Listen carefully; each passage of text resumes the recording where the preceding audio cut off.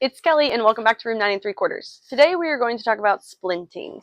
In the second half of this video, Dr. Stoltz and Dr. O'Sullivan from our orthopedic team are going to show us how to put on an ulnar gutter splint, which is kind of the most common splint our techs here will do in the ER. So stay tuned for that. But we wanted to start off the video talking about where you get your splint supplies and things like that. So we are in room 9 bay 4 in our 2-bin system here, and it will have all of your splint supplies kind of in one place. So make it pretty easy, or at least we try to. So you'll just need to make sure, and Dr. Stoltz and O'Sullivan will go over all of these materials with you, but I do want to point out that we have different sizes of every material.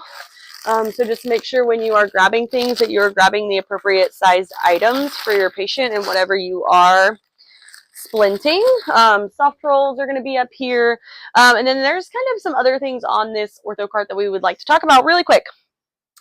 So we have slings up here.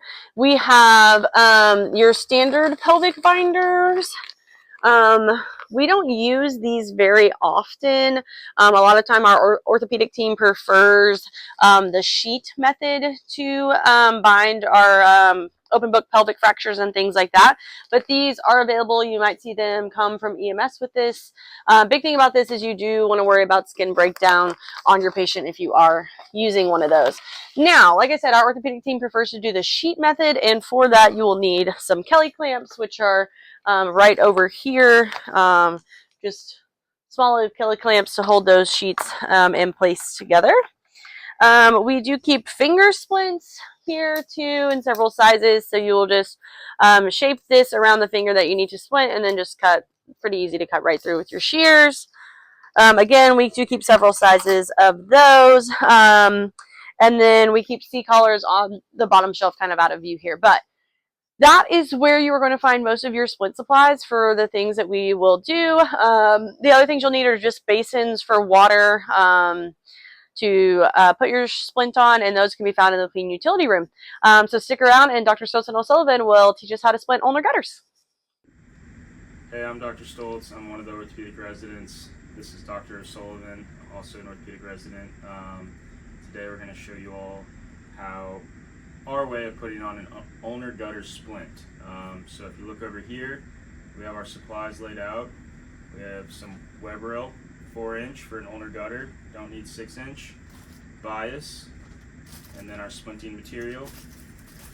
So first thing I like to do is take my plaster splinting material, go up to the patient and measure it out. So if I'm going to do an ulnar gutter, I'm going to take it right where the pinky ends here, and then about 3/4 of the way down the arm. So this will be my length. I like to make a little cut in the splint there, and then I'll roll out the layers. And so when doing this, you typically want to have, the rule is 8 to 12 layers. So I usually kind of go in the middle somewhere. About 10 layers is usually good. So get 10 layers here. There we go. And rip that off. So we have this ready. If the patient is hurting, you can have someone hold the arm. A good way to hold the arm would be, edge of the fingers and the thumb.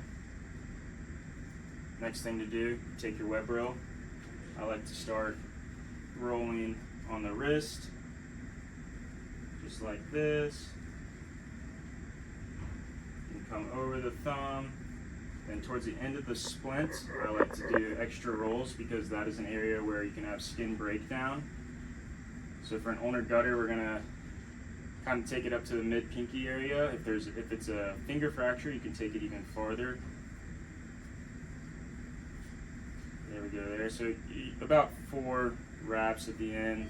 Coming down here, just really need to overlap about 50%. And then once you get to the end down here, you can do another 4 wraps to give you some good padding towards the end of the splint. Alright, so we're good there. After that, we'll take our splint, we'll wet it, keep hold of the ends so you don't lose it. And you can squeeze out the water and then kind of strip the splint.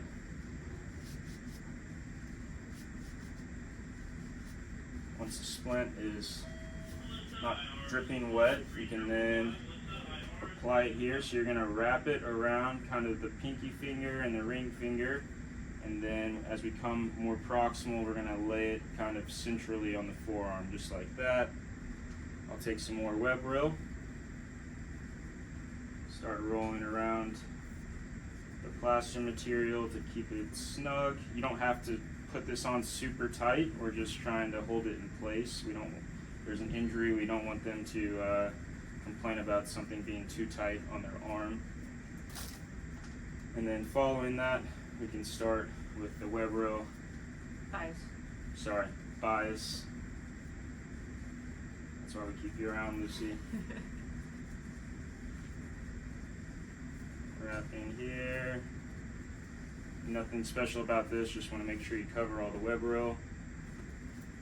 You drop that on the ground and then cut here, and then usually secure your bias with a couple pieces of tape. That's how you do an ulnar gutter splint.